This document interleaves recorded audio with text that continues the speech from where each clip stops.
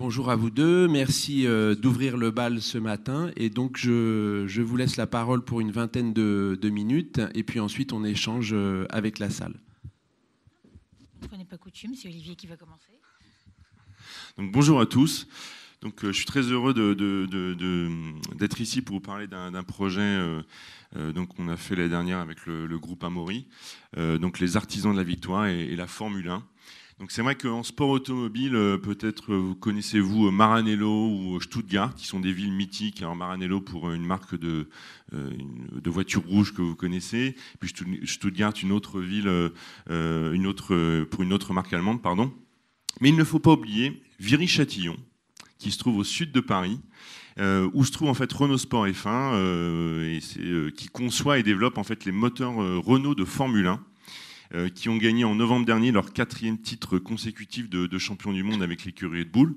Et au total, 12 titres de champion du monde, ce qu'aucune autre écurie a fait jusqu'ici. Donc c'est vrai que donc un succès formidable de ces moteurs et de Renault Sport F1 et de Renault. Et c'est vrai que dans un contexte où en France, en fait, les Français connaissent bien la marque Renault et certains de leurs modèles. On est quand même dans une période où, parce que aussi il y a beaucoup de concurrents qui sont arrivés nouveaux concurrents qui sont arrivés sur le marché, où finalement les Français se posent la question, mais finalement, qu'est-ce que Renault a à nous offrir de nouveau? Et finalement, quel est le savoir-faire de Renault? On s'est dit que parmi tous les sujets qui existent chez Renault sur lesquels on peut prendre la parole, la F1 était sans doute une pépite qu'on n'avait pas jusqu'ici suffisamment exploitée. Et c'est vrai que donc le brief il était assez simple, donc des succès et un vrai savoir-faire technologique qu'on devait revaloriser et refaire savoir-faire parce que jusqu'ici pas forcément très bien exploité ou encore pas suffisamment exploité. Mais on s'est dit que c'est vrai que cette pépite, il fallait le faire. L'enjeu en fait, c'était de savoir le valoriser, mais de façon originale. Et quand je dis originale, c'est tout simplement essayer de s'écarter en fait des prises de parole assez classiques sur le sport automobile, qui sont très liées finalement à la vitesse, à la performance. Voilà, on s'est dit, si on veut donner un nouvel éclairage sur la marque Renault à travers cette pépite qui est la Formule 1 et tous nos succès, il fallait trouver un nouvel angle qui soit assez original et qui soit différent. Sachant qu'en plus, on a une contrainte qui est quasi illégale, c'est que on ne peut pas faire le lien en fait direct en publicité, on va dire, entre le sport automobile, les voitures de course, et puis les voitures de série, parce que c'est considéré comme une incitation en fait à la vitesse. Et effectivement, il faut qu'on incite nos conducteurs à respecter le code de la route, bien évidemment. Donc notre stratégie finalement a été tout d'abord de rappeler en fait la francité de ce savoir-faire. Viry-Châtillon, je vous l'ai dit, un nom bien français au sud de Paris, à travers effectivement la French Touch, j'en parlerai dans quelques instants.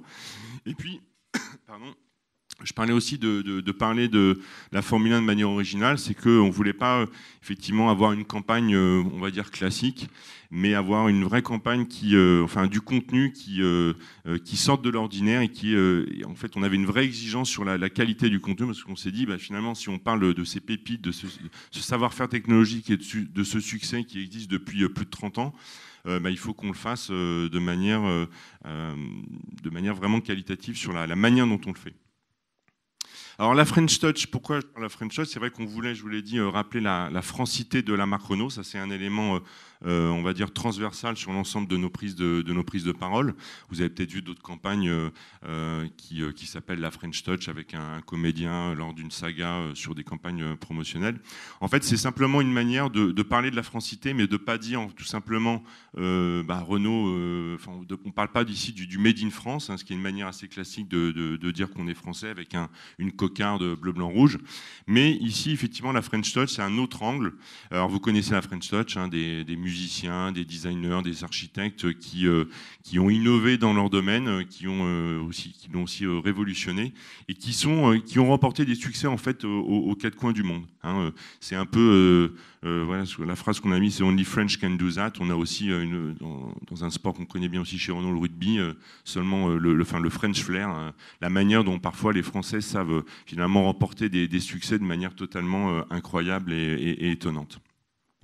Et donc le concept en fait que nous a apporté donc on va dire à la fois le groupe Amaury Publicis qui est notre agence et puis le groupe Creative Content avec Olivier Radan. Avec Olivier Radan, tout à fait. Donc on a briefé finalement ce trio et il est ressorti finalement ce concept. Donc les artisans de la victoire, puisque effectivement à Viry-Châtillon, donc dont j'ai parlé tout à l'heure, il y a 250 hommes et femmes qui conçoivent et développent ces moteurs, qui remportent des succès donc aux quatre coins du monde. Et on s'est dit que finalement, eux aussi, ils étaient des membres de la French Touch.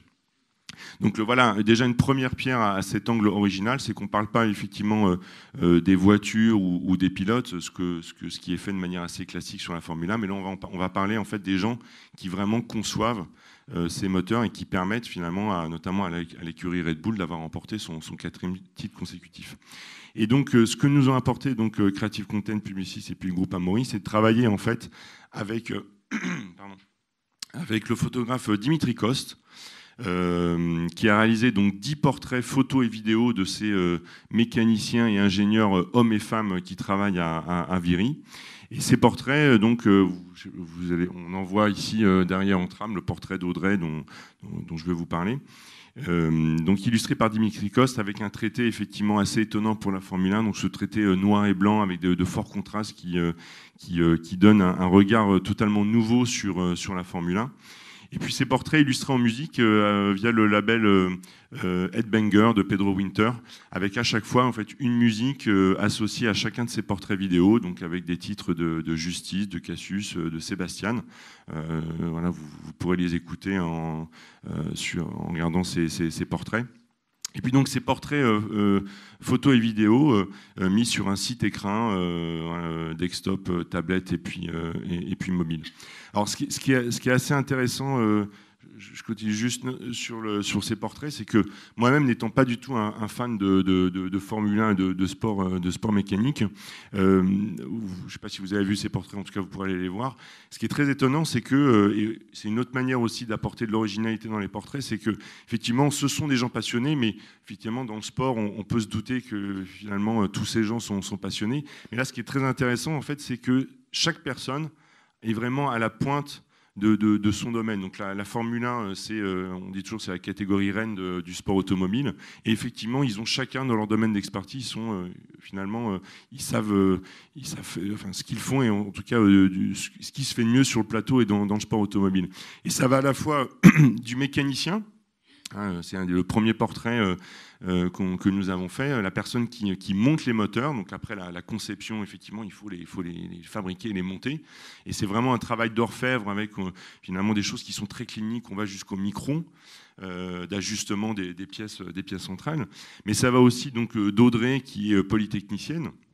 Donc, qui aurait pu choisir finalement un autre domaine, mais qui a choisi de travailler chez Renault et sur la Formule 1 parce que effectivement c'était un véritable domaine d'expertise.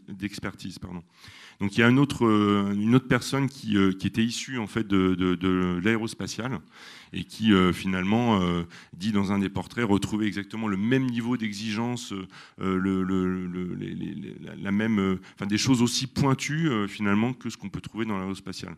Donc c'est ça qui est très intéressant, c'est que au final on a cette expertise qui est très très pointue qui se trouve chez Renault. Et donc à Viry-Châtillon en France. Donc je vous invite à aller voir les portraits, vous verrez qu'il y a des images qui sont très très étonnantes. C'est vrai que quand on pense Formule 1, on pense encore une fois à des voitures qui tournent en rond, ça peut paraître un petit peu, pour certains, un peu ennuyeux. Et là vous verrez, on a vraiment des choses qui sont dites, qui sont passionnantes, et en même temps des images qui ont été faites par Dimitri, qui sont absolument incroyables. Donc je vous invite à aller les regarder. On a eu effectivement même certains, quand on présente le cas ensemble, certaines marques de luxe qui nous ont dit que la réalisation des vidéos et des photos leur faisait penser à des best cases en horlogerie, ce qui est un très beau compliment quand on arrive à faire que voilà, les équipes de Viry-Châtillon soient aussi inspirantes que des belles marques d'horlogerie suisse. La façon dont on a ensuite médiatisé effectivement et amplifié tout le dispositif, la première originalité effectivement, c'est qu'on a utilisé un plan média commun et intégré entre l'équipe et le Parisien. L'objectif était d'utiliser les forces de chacun des supports du groupe Amaury, donc on va y revenir à la fois online et offline. Quand on mixe le Parisien et l'équipe, on a un petit peu le meilleur des deux mondes, c'est-à-dire qu'on peut toucher 30 millions de Français chaque mois.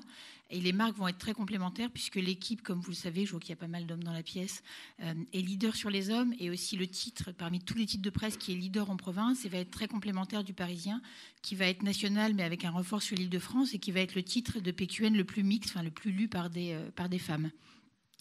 Ces deux titres permettent sur une opération comme ça, effectivement, de toucher, quand on cumule le online et le offline, donc vous avez à peu près sur les 30 millions de Français en contact avec les marques médias chaque mois, la moitié sur le print et la télévision et l'autre moitié sur le digital, donc web et mobile. Sur le dispositif, ça permet de toucher 3 Français sur 5 et 2 actifs sur 3. Donc on a, avec ces deux marques médias, effectivement une puissance d'amplification importante.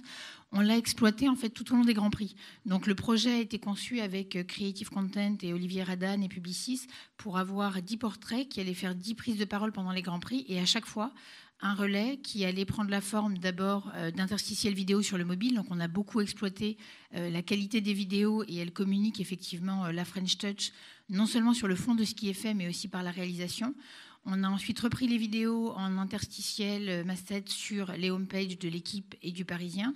Et puis un relais en presse classique avec des pleines pages, des DER sur les quotidiens Parisiens et équipe. Ça, c'est pour toute la partie média. Ce qui est aussi pour nous un beau succès, je pense, commun, c'est toute l'implication des rédactions. C'est-à-dire quand on fait une production qualitative, non seulement le concept publicitaire, ou j'allais dire même plus de brand entertainment, puisque là, on est allé au-delà d'une publicité classique, mais quand on a aussi une histoire à raconter à travers la réalisation, c'est quelque chose qui a permis d'impliquer des rédactions.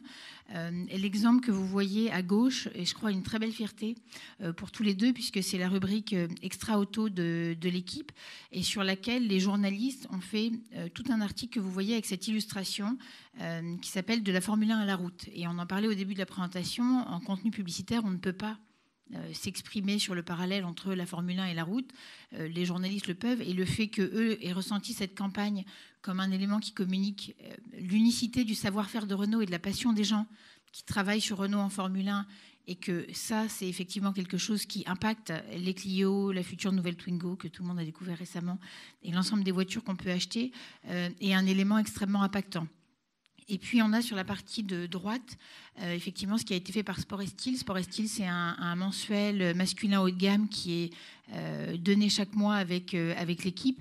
Et vous avez les équipes de la série mode qui ont repris en fait les photos du shooting et qui en ont fait une série mode. On va le voir puisqu'on a des marques comme Hermès, Lanvin, enfin tout le stylisme a même été beaucoup travaillé. Et vous voyez ici une partie des visuels qui représentent à la fois les personnes, leur savoir-faire et puis l'environnement de travail qui a été photographié avec grand talent par Dimitri Coste. Pour la petite anecdote, j'ai vu le PowerPoint qui avait été présenté à la première réunion. C'est-à-dire quand on a fait le casting sur PowerPoint et vous aviez la photo des collaborateurs sélectionnés avec une mini-vidéo. Enfin, passé et le travail qui a été fait par Creative Content sur le passage de ce PowerPoint, qui était très loin du glamour French Touch à ce que vous voyez à l'écran, et un bel exploit effectivement en termes de contenu de marque. Et donc on retrouve Audrey qu'on a vu tout à l'heure, et on va vous montrer une petite vidéo pour voir tout ça en images.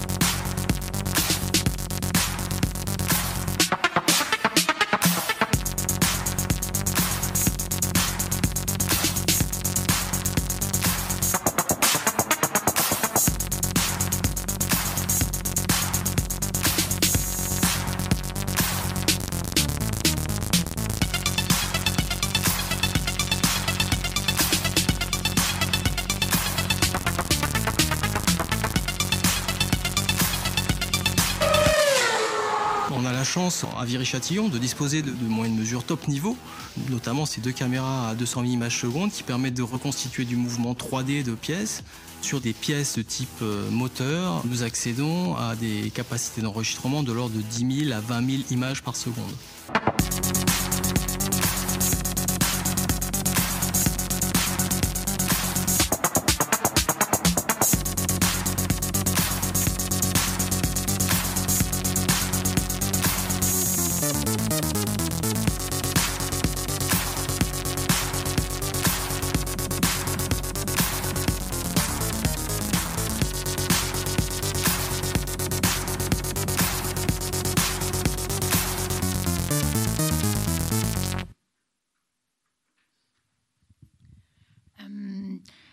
Juste avant de vous montrer quelques éléments des verbatims qui sont un beau succès, un point complémentaire pour rebondir sur ce que vous disiez en introduction ce matin. On n'a pas fait un focus sur le sujet, mais la toute dernière utilisation qu'on a fait des artisans de la victoire est effectivement en native advertising, puisque on a lancé dans le groupe Amaury les native ads avec Renault, qui est le client qui a eu la chance, et nous avons eu la chance qu'il inaugure avec nous le dispositif. Et quand on s'est posé la question du contenu, c'est-à-dire qu'on a travaillé pendant 6 mois avec les rédactions du Parisien et de l'équipe sur la façon dont on voulait le faire chez Amaury, on s'est fixé des principes forts, comme le fait de dire que ça allait être des marques qui travaillaient dans la durée. On est sur un dispositif là de 6 semaines, c'est-à-dire que ce n'est pas des clients qui viennent pour 1 semaine ou 3 ou 4 jours. Et un des points clés qui nous a été imposé par la rédaction, mais finalement c'est très bien quand une rédaction impose des choses, c'est de dire on ne met pas de contenu promotionnel. On est vraiment présent dans le flux éditorial. Pour Renault, on l'était dans la rubrique automobile et la rubrique société. Et on est en 4e ou 5e position des actualités. Et donc, par respect du lecteur, on ne souhaite le faire qu'avec des marques qui vont effectivement offrir une valeur d'usage, un contrat de lecture et des contenus intéressants. Donc, une contrainte qu'on impose et qui paraît très simple sur PowerPoint, mais qui est beaucoup plus dure dans la réalité, c'est pas de contenu promotionnel. Et quand on a travaillé avec Renault en fin d'année pour se dire sur quel thème on va faire ces premières native ads, les artisans de la victoire, de par le succès qu'on avait ressenti, de par les verbatims qu'on va vous montrer sur les réactions des lecteurs, se sont imposés. Et donc, on a sur le site, en janvier, de mi-janvier à peu près à fin février, relayé les 10 portraits dans le contenu éditorial en native ads, et on voit des très bons résultats, effectivement, en engagement, en clic et en lecture, parce que le contenu est intéressant, ce qui rebondit sur votre rôle tout à l'heure. Alors, pour terminer... quelques résultats, mais donc plus de 1,4 million de vidéos en vue, plus de 17 400 likes sur Facebook. Et je vous ai mis effectivement quelques verbatims. Alors, je ne sais pas si vous arrivez à les voir, mais je vais en lire quelques-uns. Et ce qui est vraiment intéressant pour nous par rapport à ce que je vous disais tout à l'heure sur le brief et les objectifs, finalement sur la marque et notre volonté que cette pépite en fait redonne de la valeur en fait à la marque Renault en France, c'est qu'en fait il y a eu de nombreuses réactions notamment sur Facebook. Alors j'ai envie de dire comme toujours, puisque dès qu'on poste en fait du contenu, il y a beaucoup de personnes qui s'expriment et aussi qui disent ce qu'ils pensent de la marque Renault, et c'est pas toujours très agréable à entendre, mais il y a aussi beaucoup de gens qui aiment. Et là, en l'occurrence, on a eu des retours sur 3 niveaux. C'est pour ça que j'ai mis un podium 100% Renault, parce que tout d'abord, sur le métier des gens, il y a beaucoup de réactions sur les métiers des gens. Donc, il y en a un, Jean Lien, là, je veux quitter mon job pour Renault maintenant. Donc cette campagne a permis de revaloriser vraiment en fait finalement ce que font en fait les gens chez Renault, donc quasiment finalement un impact assez inattendu, quasiment une campagne un peu RH, ce qui n'était pas forcément mon objectif au début, mais bon, c'est on va dire un bonus qui est bienvenu. On a aussi des verbatims bien évidemment sur les succès en F1. Bravo Renault pour ce titre, bravo aux artisans de la victoire de Viry-Châtillon qui conçoivent et développent ce moteur RS27. Et puis bien évidemment aussi, enfin bien évidemment non justement, mais en tout cas c'est ce qu'on voulait, et c'est des verbatims sur la marque Renault. Un sacré motoriste, et dire que les Français ne voient que par les Allemandes, ça effectivement c'est le genre de retour qu'on aime bien, parce que ça prouve que effectivement le transfert technologique, les ponts technologiques qui existent encore plus là cette année avec les moteurs et les moteurs électrifiés en F1, ben, finalement on arrive malgré tout à le faire, et malgré via l'éditorial, finalement le point de vue journalistique, et puis aussi ce contenu de brand entertainment sur ces moteurs F1.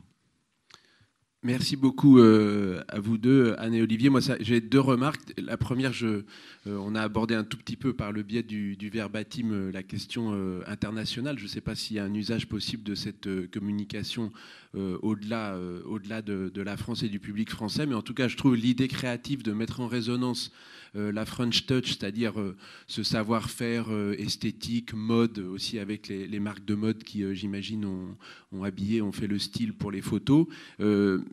Cette dimension, elle est reconnue, en gros, pour la France partout dans le monde, alors que et votre expertise technologique, qui est très importante comme on sait, elle l'est moins. Par exemple, qu'on sait faire des moteurs de grande qualité, de compétition, et puis des moteurs de voitures. Et je trouve que cette mise en résonance, pour tous les gens qui réfléchissent à la marque France, elle est vraiment intéressante. C'est une vraie piste de travail. Et avant de vous laisser la parole pour poser des questions ou faire des remarques, la deuxième chose que je trouve intéressante, c'est ce que Anne a indiqué, hein, c'est ce jeu de dialogue au fond et de réglage avec la rédaction sur la forme et la nature que va prendre ce type de contenu dans l'espace des médias dont ils ont la charge. Et voilà, et je trouve que c'est dans ce dialogue-là que s'inventent au fond aussi ces nouvelles formes de communication. Merci à tous les deux. Alors, questions, remarques. Mathieu va faire passer le micro si nécessaire. Qui se lance? Juste, je vous demande d'un mot, de vous présenter d'un mot. Bonjour, Benjamin Lassalle de Vice. En fait, je vais juste vous reprendre votre question parce que je la trouvais très bonne et on n'a pas eu de réponse. Mais donc, quid d'une potentielle utilisation internationale justement de cette campagne? Alors en fait, là je vais rentrer dans les coulisses Renault. En fait, en France, on a développé cette campagne spécifiquement du fait des contraintes. Donc en fait, il existe une autre campagne qui a été développée par l'international, qui a été utilisée dans certains pays. Mais effectivement, notre campagne est devenue aussi, non pas la campagne monde, mais en tout cas ces contenus, ces portraits vidéo ont été repris en fait dans certains pays qui ont investi en fait sur le sujet F1. Alors pas tous les pays, parce que c'est vrai que la présence de Renault, en fait, en fonction des pays, les investissements médias, publicitaires sont concentrés parfois sur les modèles. Et c'est vrai que là, il faut avoir une certaine marge de manœuvre pour avoir suffisamment de budget pour investir sur des sujets marques. Mais en tout cas, oui, ces portraits ont été réutilisés dans d'autres pays. J'ai plus les pays en tête, honnêtement, mais en tout cas, ça a été le cas parce que justement, c'était une approche innovante. Et ce qui, comme vous le disiez, ce qui intéressait aussi ces pays, c'était d'utiliser finalement la French Touch et puis ce côté un peu français, innovant et créatif.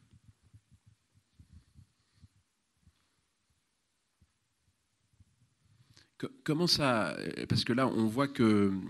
Bon, il y a la dimension plan média et le groupe Amaury est taillé pour pouvoir proposer quelque chose de large et de complet, comme vous l'avez montré. Mais est-ce que vous pouvez en dire un tout petit peu plus sur la manière dont... Parce que là, on voit que le média est une partie prenante au-delà simplement de la question de la diffusion de la campagne, de l'opération.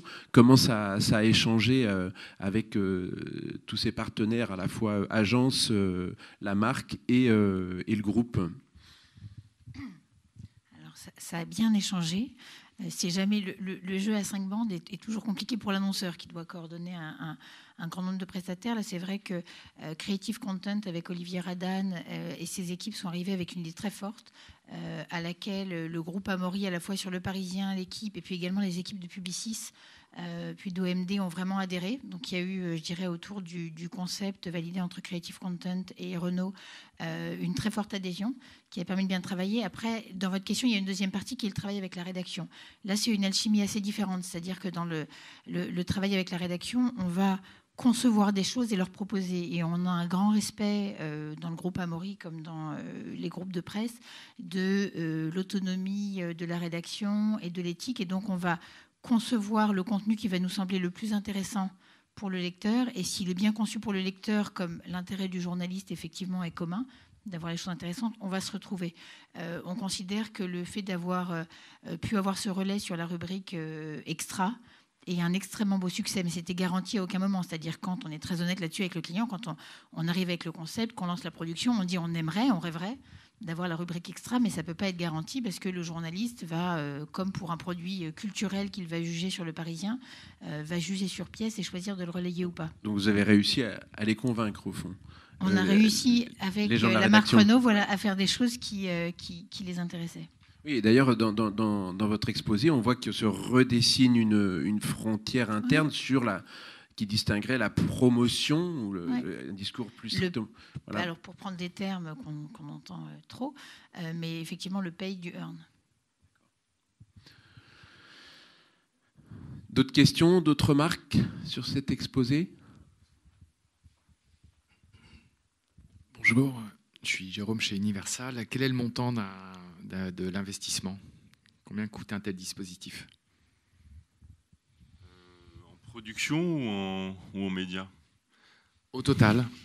Non, mais en fait, j'ai pas forcément l'habitude de donner les chiffres de production, mais ce qui est sûr, c'est que ce que je peux vous dire, c'est que Dimitri Kos, par exemple, qui est un photographe, un très bon photographe, a accepté de travailler pour nous parce que le projet lui plaisait beaucoup et ça l'intéressait effectivement. C'est un féru de mécanique et notamment de moto. Et ce que je peux vous dire, c'est qu'effectivement, on a... comment je pourrais le dire ? Moi, je dis rien. Non, mais c'est que la dimension artistique, en tout cas, lui a vraiment plu. Et voilà, le coût était global assez maîtrisé et raisonnable. J'imagine que ça a aussi un impact. Non, mais je ne peux pas vous donner de budget. Mais la question était la bienvenue, hein, les coûts, l'efficacité. Après, on a le droit de garder aussi ce qu'on veut garder pour soi, mais c'est aussi de bonnes questions. Moi, j'avais une question sur l'impact interne, parce qu'on voyait là des gens presque du recrutement, mais j'imagine qu'une campagne comme ça qui met en avant des gens qui travaillent dans l'ombre, enfin plutôt en laboratoire. Est-ce que ça aussi, est-ce que ça a été utilisé par la marque du point de vue de la marque interne, de la motivation, de choses comme ça ? Alors bien sûr, c'est ce que je disais tout à l'heure, c'est que au final, en fait, en travaillant avec ces ingénieurs, c'est qu'il y avait une dimension RH qui était pas un objectif du tout à l'origine, mais qui l'est devenu. Et ce qui est vrai, c'est que en fait, le travail de Dimitri et lui sa caution, parce que c'est un passionné en fait de sport mécanique et de mécanique. Finalement, au départ, en fait, c'est vrai qu'un sport de Viry-Châtillon, c'est un site, en fait, Renault fournit en fait quatre écuries. Donc il y a des bancs d'essai avec un niveau de confidentialité qui est très exigeant, parce que sur un banc d'essai, il y a le moteur qui tourne pour Red Bull, et puis sur un autre banc d'essai, juste à côté, il y a le banc d'essai qui tourne pour Lotus.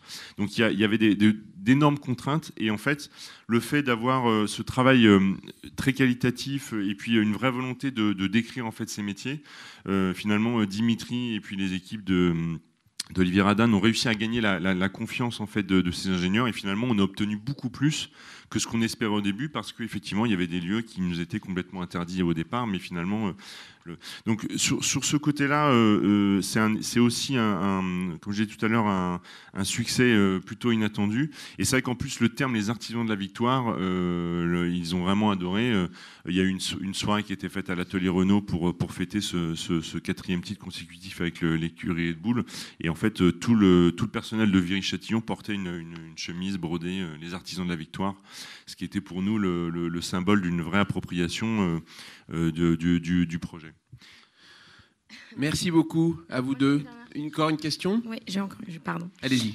Sophie Benkemoun, donc je suis planeur stratégique chez Prisma et avant chez Publicis sur Renault.